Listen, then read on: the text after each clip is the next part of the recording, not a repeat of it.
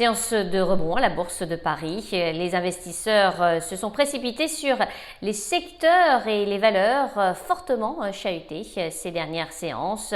Des achats à bon compte avec une accalmie du côté des prix du pétrole également qui a favorisé ce rebond. Parmi les valeurs qui se sont distingués, on retrouve Dassault Systèmes. L'éditeur de logiciels professionnels a décidé de suspendre toute nouvelle activité en Russie et en Biélorussie et a fixé des modalités pour que cela prenne effet dès cette semaine. L'Oréal, leader mondial des cosmétiques, a décidé de fermer ses magasins en Russie, mais va continuer à produire dans son usine située près de Moscou.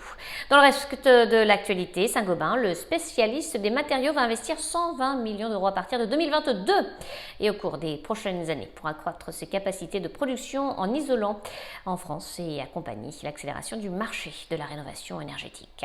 Elis, le blanchisseur industriel, a de son côté gagné du terrain après avoir anticipé pour 2022 une croissance organique de son chiffre d'affaires comprise entre 13 et 15%. Le groupe a fait état pour l'exercice 2021 d'un résultat net courant en progression de 60,4% à 222,7 millions d'euros.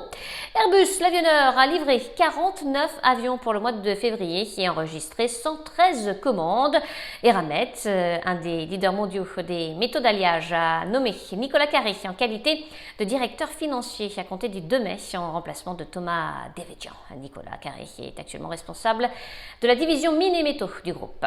Et puis Alstom, le groupe industriel, a décidé de suspendre ses livraisons et tout investissement futur vers la Russie. Le groupe détient une participation de 20% dans les capitaux de McPhy Energy. Le groupe d'énergie était bien orienté après avoir anticipé une croissance soutenue de son chiffre d'affaires en 2022. Enfin, Albioma, spécialiste des énergies renouvelables, a confirmé conduire des discussions préliminaires avec KKR. À New York, Sabrina Cagliosi pour Trading Central. Je vous souhaite une très belle fin de journée à tous. À demain.